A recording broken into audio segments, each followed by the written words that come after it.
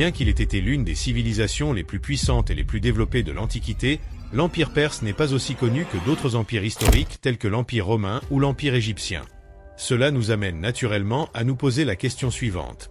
Pourquoi sommes-nous induits en erreur au sujet de l'Empire perse? Sa grandeur a été amoindrie par des siècles de récits qui l'ont relégué au second plan des conquêtes grecques et romaines. Mais lorsque l'on perce les mystères, on découvre un héritage étonnant qui transcende ce que l'on connaît. Examinons les causes de l'extinction injustifiable de cette civilisation et ses implications pour notre compréhension de l'histoire.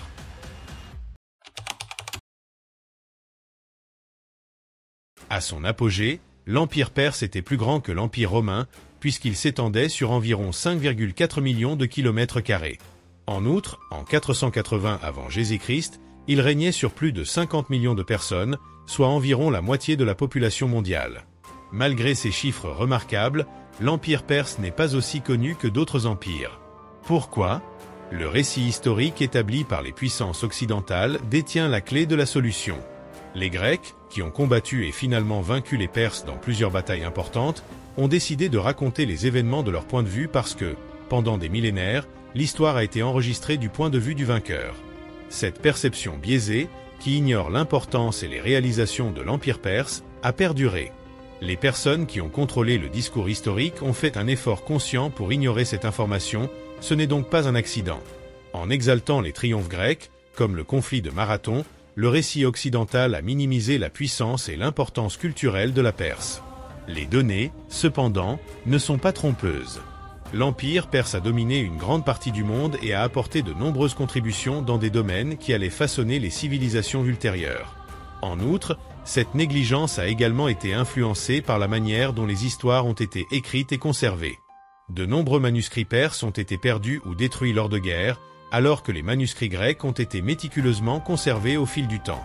Sans ces documents, l'histoire de l'Empire perse est pratiquement perdue. Enfin, contrairement à d'autres cultures, la culture perse n'encourageait pas le même type d'exaltation de soi, car elle mettait fortement l'accent sur une spiritualité et un leadership qui allaient au-delà des préoccupations matérielles. Grâce à cet accent mis sur la transcendance par rapport au temporel, diverses voix ont pu dominer le récit historique en l'absence d'un récit impérialiste vantant sa propre gloire. Avec l'établissement de la dynastie achéménide en 550 avant Jésus-Christ. Par le visionnaire Cyrus le Grand, l'Empire perse a commencé à émerger. Sous sa direction, l'Empire n'a pas seulement s'est développé géographiquement et a créé un style de gouvernance qui a eu un impact sur la politique de l'UE en matière d'environnement. Les empires à venir. Outre ses prouesses militaires, Cyrus était réputé pour sa bonté envers les peuples conquis. Cyrus était un conquérant hors du commun. L'une de ses plus grandes réalisations après la conquête de Babylone a été de libérer les Juifs et de leur permettre de retourner dans leur pays d'origine. Cette action de sa générosité, attestée par la Bible, a renforcé sa réputation de juste et de charitable. Au sein de son immense empire, la politique de Cyrus était axée sur le respect et l'assimilation plutôt que sur l'assujettissement des nombreuses cultures et religions. Outre son comportement compatissant, Cyrus a institué un cadre administratif efficace comprenant la formation de satrapies, ou provinces, dirigées par des satrapes. 7. La décentralisation a permis à l'Empire d'administrer avec succès ses immenses territoires, tout en préservant les ressources naturelles. Prospérité et la tranquillité pendant de nombreuses générations. En raison du succès de ce système, d'autres empires, dont les Romains, l'ont adopté. Cyrus a également marqué de son empreinte les infrastructures de l'Empire. C'est sous son règne qu'ont été construits les routes et les canaux qui ont favorisé le commerce et la communication dans l'ensemble des terres perses. Ces routes reliaient la Perse à d'autres parties de l'Empire ainsi qu'à l'Europe. Les échanges d'idées et de biens entre l'Europe et les autres grandes civilisations de l'époque ont été encouragés, ce qui n'avait jamais été le cas auparavant. En plus de façonner l'histoire ancienne, l'influence de Cyrus et l'établissement de l'Empire perse ont eu une influence durable sur la politique et la culture des civilisations suivantes. Son héritage consiste en témoignage d'un leader qui a imaginé un monde uni et pacifique fondé sur des principes plutôt que sur la conquête. La justice et le respect des uns et des autres.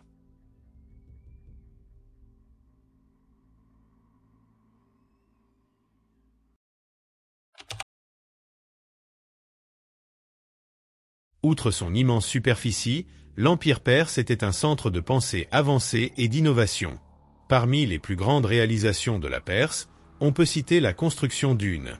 Le cylindre de Cyrus est l'un des premiers documents relatifs aux droits de l'homme de l'histoire. Ce document, daté de, a déclaré la liberté de religion, la fin de l'esclavage et l'égalité de tous les citoyens, indépendamment de leur race ou de leur religion, en 539 avenue. La Perse n'était pas seulement une militante des droits de l'homme, mais aussi une innovatrice technologique. Les premiers à avoir créé le YAL, une sorte de réfrigérateur souterrain qui utilisait des technologies de pointe, ont été les premiers à avoir créé le YAL, une sorte de réfrigérateur souterrain qui utilisait des technologies de pointe. Cette invention a été mise au point par des ingénieurs spécialisés dans les climats arides afin de conserver les aliments frais. Cette invention était non seulement utile, mais a en outre fait preuve d'une compréhension approfondie des sciences et de l'ingénierie. La Perse a également eu un impact sur la religion. Le zoroastrisme, l'une des premières religions monothéistes de l'histoire, est né en Perse et a exercé une profonde influence sur les autres grandes religions du monde, comme l'islam, le christianisme et le judaïsme. Le zoroastrisme est à l'origine d'idées telles que le paradis, l'enfer, le jugement dernier et le conflit entre le bien et le mal. En outre, les Perses sont à l'origine de l'idée de paradis, qui est inextricablement liée à la construction de leur célèbre jardin. Il ne s'agissait pas de jardin, n'était pas seulement un sanctuaire de paix et de beauté, mais représentait aussi l'idéal d'harmonie entre les hommes et les femmes. Dans la mythologie et la littérature persane, le thème de l'homme et de la nature est récurrent. Enfin, l'héritage de la Perse en termes de succès méconnu nous rappelle que l'histoire qui nous est familière ignore ou minimise souvent l'importance de civilisations particulières. Une compréhension plus complète et plus équitable du passé dépend de la reconnaissance de ses réalisations, notamment, améliore notre compréhension du moment présent.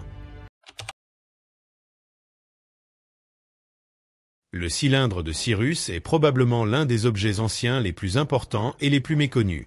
Ce cylindre d'argile a été trouvé à Babylone en 1879 et porte l'inscription suivante. Est considéré comme la première proclamation des droits de l'homme dans l'histoire. C'est Cyrus qui l'a faite. Jésus-Christ, après sa conquête de Babylone en 539 avenue Jésus-Christ, elle témoigne de son style de gouvernance humain et visionnaire. L'inscription sur le cylindre réclame la liberté religieuse, la libération des peuples persécutés et le rapatriement des exilés dans leur pays d'origine.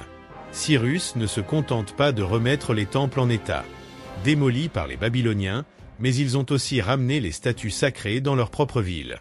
Par rapport à d'autres conquérants de l'époque qui imposaient souvent leurs propres idées et coutumes, cet acte de respect des croyances et des coutumes des peuples conquis était radicalement différent. Et les coutumes des peuples conquis. En outre, le cylindre de Cyrus prône l'éradication de l'esclavage et l'égalité raciale, des principes en avance de plusieurs siècles sur leur temps. À une époque où l'esclavage était très répandu, Cyrus a déclaré que tout homme avait droit à la liberté et que tous les peuples vivant sous sa domination devaient être libres. La liberté et la sécurité. Cette proclamation a établi une norme pour les déclarations ultérieures sur les droits de l'homme et démontre le caractère sophistiqué et avant-gardiste de l'administration persane. À l'époque contemporaine, l'importance du cylindre de Cyrus a été reconnue. Les Nations Unies ont honoré la création du cylindre à l'occasion de son 2500e anniversaire en 1971, comme une représentation de la lutte pour les droits de l'homme et la justice. Malgré cela, de nombreuses personnes ignorent son existence, ce qui témoigne de la manière dont les réalisations persanes ont été occultées par le récit historique dominant. En plus d'être un vestige historique, le cylindre de Cyrus rappelle que les principes d'égalité, de liberté et de respect de la dignité humaine ne sont pas seulement des valeurs fondamentales de l'Union européenne. Les idées contemporaines sont pourtant bien ancrées dans l'Antiquité. Malgré sa taille minuscule, ce matériau, le cylindre de Cyrus, d'une ampleur considérable, revêt une grande importance et témoigne de la nature altruiste qui a conduit à l'établissement de l'un des plus grands empires de l'histoire. Lorsque nous étudions le cylindre de Cyrus, nous ne nous contentons pas d'en faire l'inventaire, mais nous nous intéressons aussi à l'histoire de l'humanité. Nous nous souvenons de la magnificence de l'Empire perse, mais nous nous souvenons aussi de sa magnificence. Nous sommes également incités à réfléchir aux principes qui devraient régir notre société moderne. La Perse est l'idée de paradis habituellement. Lorsque nous entendons le mot de paradis, nous imaginons un lieu d'une harmonie, d'une sérénité et d'une beauté inégalée. Cette idée est née dans l'ancienne Perse et a depuis été reprise par de nombreuses autres religions et cultures. Les jardins persans ont été parmi les premiers à être conçus comme des lieux de beauté naturelle et comme une représentation de la relation entre le monde sacré et le monde matériel. L'harmonie entre l'homme et la nature était soigneusement reflétée dans la conception de ces jardins, appelés Peridaesa en persan ancien. Les fontaines d'eau, la symétrie et le choix judicieux des plantes ont contribué à l'illusion d'un équilibre parfait. Les Perses considéraient ces jardins comme une version miniature du paradis sur terre, un havre où l'esprit pouvait se reposer et trouver la tranquillité. L'idée du jardin persan a laissé une impression durable sur d'autres civilisations. Ce concept s'est répandu dans d'autres régions, y compris le monde islamique et finalement l'Europe, par le biais de conquêtes et d'expansion. L'influence persane est évidente dans les jardins islamiques, où l'eau occupe une place prépondérante et où le dessin géométrique vise à reproduire la perfection du paradis. Cependant, l'influence culturelle de la Perse s'est étendue au-delà de la conception des jardins. L'idée du paradis a fusionné avec des idées philosophiques et religieuses, influençant la façon dont les gens envisagent la vie après la mort dans des religions telles que le christianisme, l'islam et le zoroastrisme. Un vestige évident de la pensée perse est la notion d'un paradis éternellement paisible qui récompense les personnes vertueuses et pieuses. En fin de compte, nous sommes mieux à même de reconnaître l'énorme impact culturel de ce royaume lorsque nous comprenons comment la Perse interprétait le paradis. Plus qu'un simple lieu géographique, il s'agissait d'une allégorie spirituelle qui répondait aux besoins des gens de trouver un sanctuaire de calme au milieu de la folie du monde extérieur. Cet héritage témoigne de la créativité et de la spiritualité qui caractérisent la culture perse.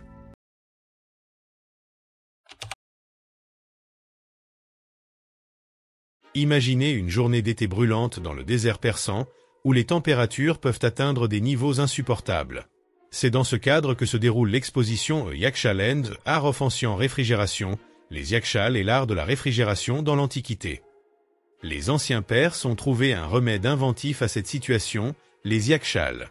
Malgré leur apparence discrète, ces structures sont parmi les premiers systèmes de refroidissement jamais créés et constituent une merveille de l'ingéniosité antique.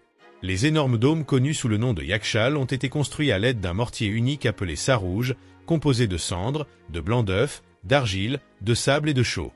Les yakshals étaient capables de maintenir leur température intérieure à un niveau suffisamment bas pour stocker de la glace et des denrées périssables pendant les mois les plus chauds, car ce matériau était extrêmement résistant à la chaleur et à l'eau. Cependant, compte tenu de la température élevée, comment les Perses parvenaient-ils à conserver la glace ?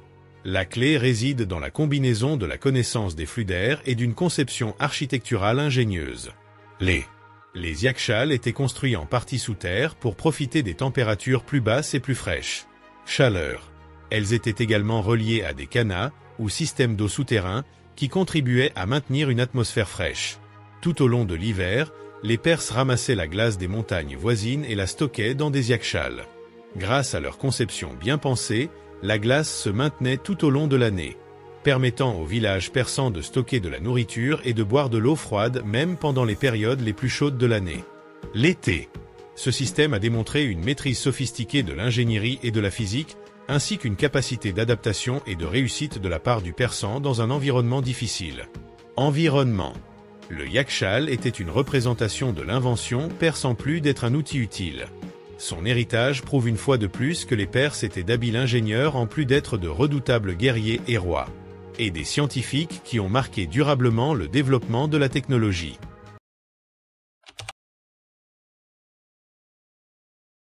Relier le Nil. Le long de la mer Rouge. L'une des réalisations les moins connues mais non moins remarquables de l'Empire perse a été la construction du canal des Pharaons, qui a servi de modèle à l'actuel canal de Suez. Cette voie d'eau, qui a établi un lien entre la mer Rouge et le Nil, est un exemple d'ingénierie antique qui n'a pas été utilisée pour la construction d'un pont. A non seulement facilité le commerce et le transit, mais a également démontré la volonté et la capacité des Perses à entreprendre d'importants projets d'infrastructure.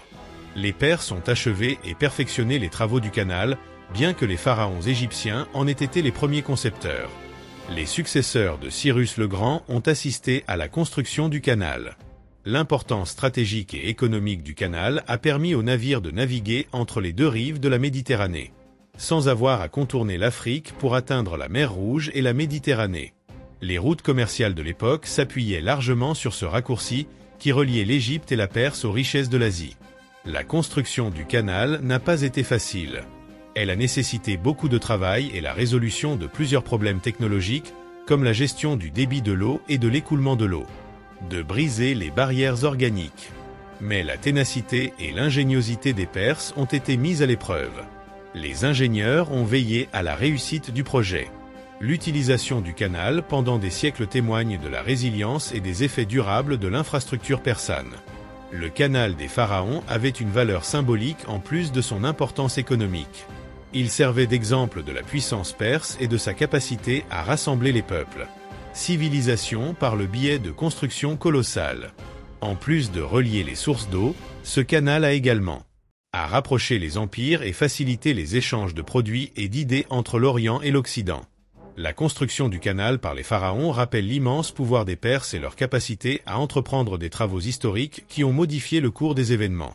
Néanmoins, le projet original de canal n'existe plus, mais son héritage est toujours présent comme preuve de la vision des Perses et de leur capacité à relier le monde ancien d'une manière qui a toujours un impact sur notre vie quotidienne.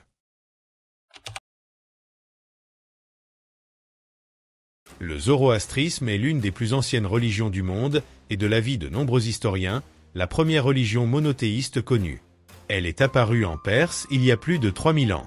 Établie par le prophète Zarathustra, également appelé Zoroastre en grec, cette foi a apporté à l'humanité de nombreux bienfaits.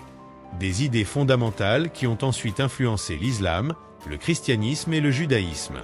La divinité suprêmement bienfaisante Ahura Mazda, également connue sous le nom de Seigneur de la Sagesse, est au centre du zoroastrisme. Le concept du bien et du mal est le fondement de la foi, et Ahura Mazda est la divinité la plus importante du zoroastrisme. Le chef des forces du bien, qui sont toujours en conflit avec l'esprit maléfique Angramenyu. La religion zoroastrienne tourne autour de ce conflit cosmique où les croyants doivent choisir entre druge, mensonge et achat, vérité.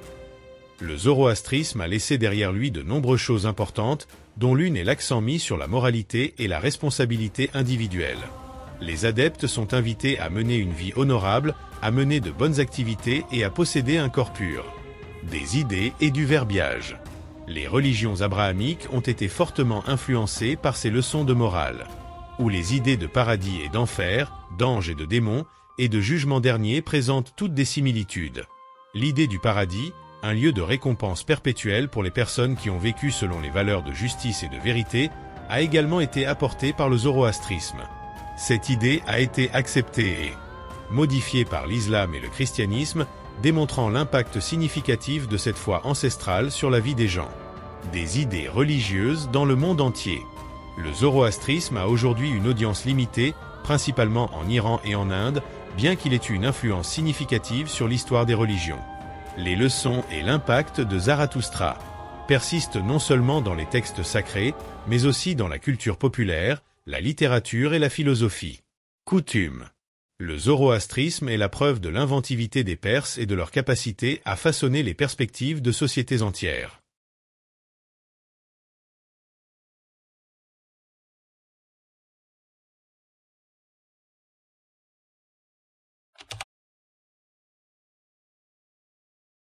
Le vainqueur écrit l'histoire, et dans le cas de l'Empire perse, une grande partie de ce que nous connaissons a été écrite.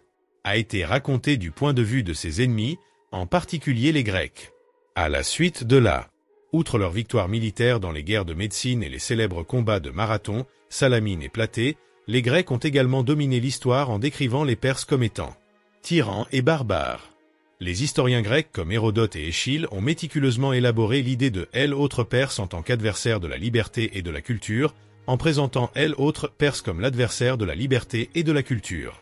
Les conflits avec la Perse sont perçus comme un conflit entre la liberté grecque et la domination oppressive de l'Orient. Ce conflit. Le discours défendait les guerres contre les dirigeants perses tout en élevant la culture grecque et les idéaux démocratiques. Mais cette histoire simplifie à l'excès la complexité de l'Empire perse et l'impact qu'il a eu sur le monde antique. Les Perses, menés par des personnages comme Cyrus le Grand et Darius Ier, dirigent un royaume immense et varié qui met l'accent sur la culture et la religion. Patience. Ils ont permis à chaque territoire de conserver ses coutumes plutôt que d'imposer leur culture et leur religion aux peuples conquis, une attitude qui contraste avec la perception qu'ont les Européens de leur propre culture. Tyrannie soutenue par les Grecs. La diffamation est un processus séculaire qui a été renforcé par des historiens européens comme Montesquieu au siècle des Lumières et plus tard, à l'époque coloniale. Et John Gillis ont continué à répandre l'idée que l'Asie, et en particulier la Perse, était sur le point d'être détruite. L'Europe a été le berceau de l'esclavage et de l'autocratie, mais l'Europe a été le berceau de la liberté. Cet ethnocentrisme européen a influencé la façon dont l'Occident a perçu la Perse, en dévalorisant ses réalisations et en l'associant à d'autres cultures. En toile de fond. Pour reconnaître la profondeur et la complexité de l'Empire perse et s'opposer au récit dominant, il faut comprendre comment l'histoire de la Perse a été modifiée. Ce n'était pas un empire brutal, mais une société très développée qui a exercé une profonde influence sur la culture mondiale. La religion et la politique.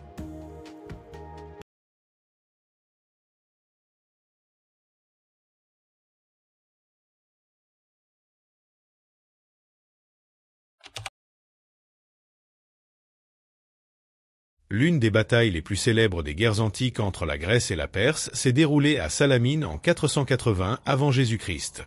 Dans ce conflit naval, la flotte grecque était commandée par la marine perse dirigée par le roi Xerxès Ier et vaincue par Thémistocle. Le récit de ces événements est honoré comme la victoire de la bravoure et de la ruse des Grecs sur la puissance des Perses. Cependant, quelle est l'impartialité de ce compte-rendu des événements? Les récits grecs, en particulier ceux d'Hérodote, ont magnifié cette bataille, la présentant comme une lutte épique entre la civilisation et la barbarie. Dans ces récits, malgré leur infériorité numérique, les Grecs sont présentés comme des héros qui préservent leur indépendance. S'opposer à une invasion oppressive. Mais la bataille est bien plus compliquée et nuancée que cela. Tout d'abord, les objectifs de l'Empire perse ne se limitent pas à la domination et à la conquête. Comme ses prédécesseurs, Xerxès Ier se préoccupe de sécuriser les routes commerciales et de consolider l'économie de l'Empire. Sur les principales régions de la mer Égée, l'expansion grecque par les Perses peut être interprétée comme une tentative d'inclure dans son empire les cités-États grecs riches et culturellement variés, ainsi que comme une tactique défensive proactive. Cependant, l'histoire de la supériorité morale des Grecs minimise les conflits et les divisions qui existent au sein de la communauté hellénique elle-même. De nombreuses cités-États grecques, dont Thèbes, se sont unies. Les Grecs se sont toujours battus avec les Perses, et les dissensions internes entre les polygrecs ont persisté longtemps après l'arrivée des Perses. Le conflit. Cette scission démontre que le conflit a impliqué des questions politiques et économiques complexes en plus d'être un simple conflit entre la liberté et la tyrannie. L'identité grecque, et plus tard l'identité occidentale, ont été renforcées par la rhétorique héroïque créée par la mythologisation de la bataille de Salamine. Les Lumières et la Renaissance. Mais en nous concentrant uniquement sur cette histoire, nous courons le risque de ne pas être à la hauteur de la tâche. Oublier la compassion et les contributions du camp vaincu. Après tout, il existe de nombreux points de vue opposés et contradictoires dans l'histoire qui devraient être étudiés.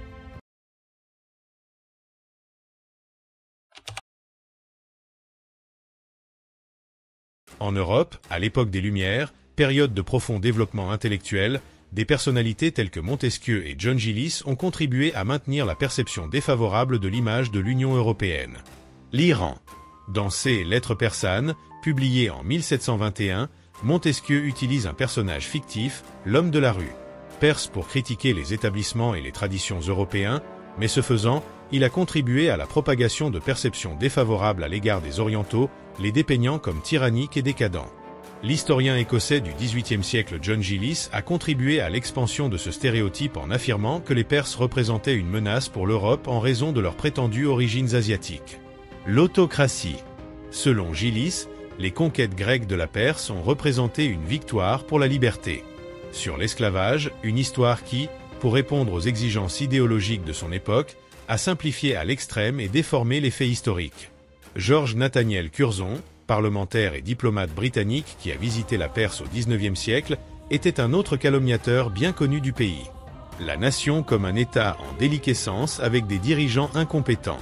Curzon considérait l'Iran comme un illustration de la dégénérescence inéluctable de l'Orient, un point de vue qui soutenait la domination européenne et l'ingérence coloniale dans la région.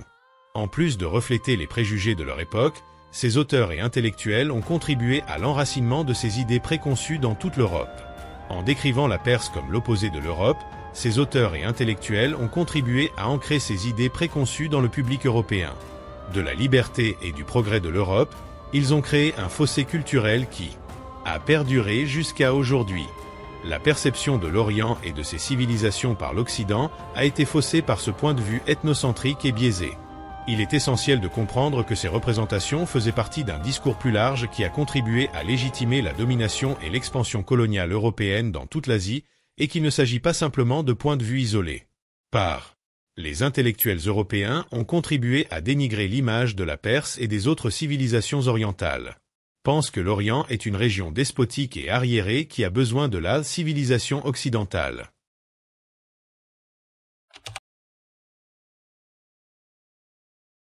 La magnifique capitale de l'Empire perse, Persépolis, n'était pas seulement le siège administratif de l'Empire.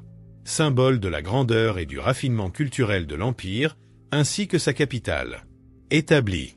Construit par Darius Ier en 518 avant Jésus-Christ, les palais massifs, les vastes terrasses et les sculptures complexes de Persépolis étaient destinés à montrer la richesse et la puissance de l'Empire. Mais Alexandre le Grand a violemment détruit cet emblème de l'autorité en 330 avant Jésus-Christ, marquant ainsi la fin de l'Empire perse. Beaucoup pensent que l'incendie de Persépolis était une sorte de représailles pour l'invasion perse de la Grèce et la destruction d'Athènes 100 ans plus tôt. Alexandre a déclaré que, dans un accès de colère lors d'une fête, d'autres rapports affirment qu'ils ont ordonné la démolition. Encore, abstraction faite de toute motivation personnelle, cette action a porté un coup symbolique sévère au cœur de l'Empire perse. Outre la démolition d'une ville, la destruction de Persépolis était une tentative d'effacer l'héritage culturel d'un empire qui avait régné sur une grande partie du monde connu.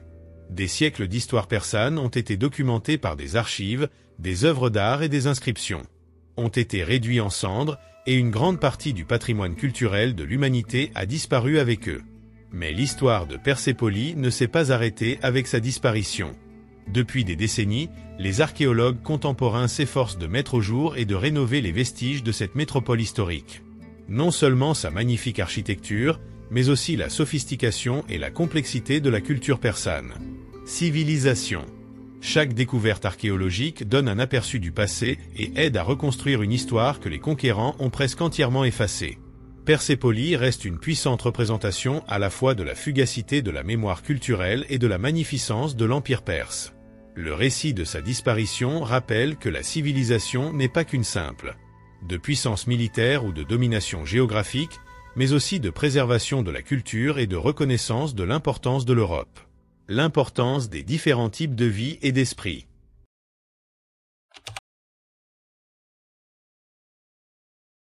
Au cours de l'histoire, l'incendie de Persépolis par Alexandre le Grand a fait l'objet de plusieurs interprétations. Certains y voient un accès d'impétuosité, d'autres un acte intentionnel de représailles. Mais outre ces justifications simples, il existe des justifications plus profondes. Cette évolution a des connotations politiques qui méritent d'être étudiées. Après s'être emparé d'une grande partie de l'Empire perse, Alexandre le Grand a mis le feu à Persépolis afin de faire une déclaration sans équivoque. La puissance perse a été brisée et la domination grecque est restée en place. En démolissant la capitale symbolique de l'Empire, Alexandre a non seulement marqué la fin d'une époque, mais a également tenté d'anéantir toute idée de retour de la Perse. Ce comportement comportait également un élément psychologique. En plus de démontrer à ses propres soldats et alliés que sa conquête était définitive et immuable, Alexandre cherchait à démoraliser les Perses. La destruction de Persépolis a été une tentative d'éradication de la culture persane et un coup porté à l'identité persane. Les fondements de leur fierté historique. Mais selon d'autres historiens, il a également utilisé l'incendie de Persépolis comme un moyen de garder le contrôle sur ses propres soldats, dont beaucoup étaient las de l'entraînement militaire ardu. La campagne de la ville, qui veut rentrer à la maison, en autorisant, voire en promouvant, Cependant, Alexandre aurait pu maintenir la cohésion de son armée en orientant l'agacement et le mécontentement de ses soldats vers une cible extérieure. En outre, l'incendie de Persépolis a servi d'avertissement aux autres nations et villes qui auraient pu s'opposer à la conquête d'Alexandre. C'était un présage de ce qui leur arriverait s'ils étaient contre son règne. Même s'il était terrible, cet acte était une stratégie d'intimidation réussie, qui ont facilité la consolidation de sa domination. La destruction de Persépole a donc de nombreuses implications complexes. Il s'agissait d'une action délibérée qui reflétait plus qu'un simple acte de dévastation. Les conflits et les objectifs de l'environnement politique de l'époque. Ce faisant, Alexander, outre la destruction d'une ville, le Grand a tenté d'effacer une partie de l'histoire dont nous nous efforçons aujourd'hui de guérir. Les documents qui ont résisté à l'épreuve du temps sont souvent la clé pour comprendre le passé des sociétés préhistoriques. En ce qui concerne l'Empire perse, l'effacement de ses écrits et de sa documentation a été une perte incommensurable pour l'humanité, nous privant d'un monde plus riche et plus complexe. Compréhension de sa politique, de sa société et de sa culture. Les manuscrits persans ont été écrits pendant des siècles sur des matériaux fragiles comme le papyrus et le cuir, qui risquaient d'être détruits en cas de conflit ou de bouleversement politique. La victoire sur la conquête de la Perse par Alexandre le Grand et l'hégémonie grecque et romaine qui s'ensuivit signifièrent que, en plus d'être perdus, beaucoup de ces textes ont été délibérément détruits ou ignorés.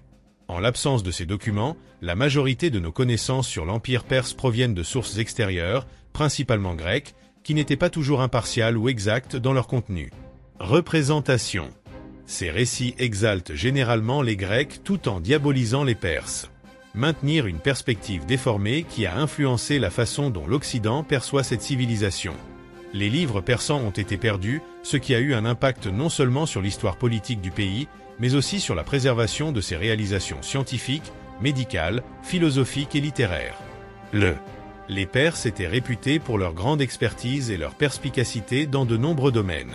Une grande partie de ces connaissances a été définitivement perdue en raison de la destruction de leurs manuscrits. Au fil du temps, des tentatives ont été faites pour reconstruire ce qui avait été perdu grâce à l'archéologie et à l'analyse des quelques documents et inscriptions qui ont survécu. Mais ces vestiges brisés n'offrent qu'une faible impression d'une civilisation qui, jadis, s'est développée dans le monde entier. S'est enrichie d'une riche diversité culturelle et d'une élégance remarquable. La destruction des manuscrits persans nous rappelle sombrement que le pouvoir sur le récit historique peut influencer notre vision du passé. La disparition de ces documents n'est pas seulement c'est un désastre non seulement pour la Perse mais pour l'humanité tout entière, car un héritage qui aurait amélioré notre compréhension de l'Antiquité a été perdu.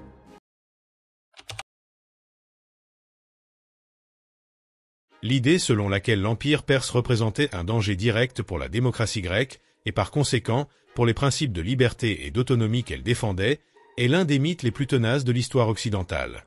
Cette histoire, rendue célèbre par les historiens grecs, a perduré pendant des siècles et a contribué à fausser la perception de l'interaction entre ces deux anciennes civilisations. S'il est vrai que les Grecs et les Perses se sont directement opposés tout au long des guerres médiques, il serait erroné de réduire ces conflits à une lutte entre la liberté et le despotisme. En réalité, un grand nombre de cités-États grecs ont volontairement rejoint la Perse, attirés par les garanties de sécurité et d'autonomie de l'Empire. Cela va à l'encontre de l'idée selon laquelle la Perse était déterminée à renverser la démocratie grecque. Cependant, même parmi les Grecs, l'idée d'une démocratie grecque n'était pas largement acceptée. L'une des nations dominantes de l'époque, Sparte, avait une culture fondée sur l'esclavage et le militarisme, très éloignée des idéaux démocratiques d'Athènes. Étant donné que de nombreuses polies grecques ne suivaient pas la démocratie, il est erroné de présenter les batailles contre la Perse comme une défense de celle-ci. D'autre part, les Perses n'avaient aucun désir particulier d'imposer un type de gouvernance sur les terres qu'ils gouvernaient. Leur stratégie était pratique. Les villes et les régions étaient libres de se gouverner elles-mêmes selon leurs propres lois et coutumes, à condition de rester fidèles et de payer un tribut. Cela inclut les pratiques démocratiques des cités-États grecs gouvernés par les Perses en Asie mineure. Les Grecs, les Romains et plus tard, les Européens ont exploité ce mythe de la menace perse pour étayer une histoire présentant l'Occident comme le rempart de la liberté contre l'oppression orientale. Cette vision simplifiée à l'extrême minimise cependant la contribution bénéfique de l'Empire perse au progrès de la civilisation occidentale et passe à côté de la nature nuancée des relations gréco-persanes. Pour détruire ce mythe, il est essentiel de reconnaître que l'histoire n'est pas un simple conflit entre le bien et le mal, mais plutôt le résultat de plusieurs échanges complexes entre cultures qui, souvent, ont eu un impact profond et durable l'une sur l'autre. Comprendre cela nous permet de voir le passé sous un jour plus impartial et plus équilibré. 16. Ce qui a été perdu lors de la chute de la Perse, Une chaîne infinie de possibilités, la défaite de l'Empire perse par Alexandre le Grand en 330 avant Jésus-Christ a mis fin à une période de grandeur et à la perte d'un héritage culturel qui, s'il avait persisté, aurait modifié le cours de l'histoire de l'humanité. Le monde a perdu non seulement un empire immense et varié, mais aussi d'innombrables opportunités pour un avenir influencé par l'influence de la Perse lors de son déclin en tant que grande puissance. La disparition d'un mode de gouvernement qui mettait l'accent sur la tolérance religieuse et la diversité culturelle a été l'une des plus grandes pertes. Sous la domination perse, divers groupes ethniques et les religions ont pu vivre raisonnablement en paix, contrairement à ce qui s'est passé dans le domaine culturel. Homogénéité, souvent liée à la croissance des empires grecs et romains. Cette stratégie aurait pu fournir un schéma différent pour la formation des empires et des nations à l'avenir. Siècles d'importantes réalisations scientifiques et technologiques ont également été perturbées par la chute de l'Empire perse. Les compétences des Perses en matière d'ingénierie étaient bien connues. Le déclin de l'astronomie et de la médecine a entraîné la perte de centres de connaissances qui ont permis à l'Europe de se développer. Aurait pu continuer à faire progresser l'humanité. L'histoire des sciences aurait pu se dérouler différemment si ces coutumes avaient été maintenues et développées. L'impact sur la culture a été tout aussi important. La culture grecque a imprégné le royaume d'Alexandre, jetant une ombre sur la philosophie, l'art et la littérature perse. Encore, si la Perse était restée puissante, nous aurions probablement assisté à un développement plus équitable de l'économie européenne. Les échanges culturels, l'art et la sagesse persans devenant plus largement accessibles dans la région méditerranéenne et au-delà. La chute de la Perse a également fait perdre au monde une perspective spirituelle particulière. Le zoroastrisme met l'accent sur le conflit entre le bien et le mal et affirme qu'il y aura un jugement ultime. A eu un impact sur de nombreuses religions ultérieures, mais cet impact aurait pu être encore plus important si la Perse avait été le premier pays à en bénéficier. A continué d'être un centre spirituel réputé. En outre, regardez cette vidéo pour en savoir plus sur l'histoire depuis la fondation de l'Empire perse. Je vous donne rendez-vous là-bas.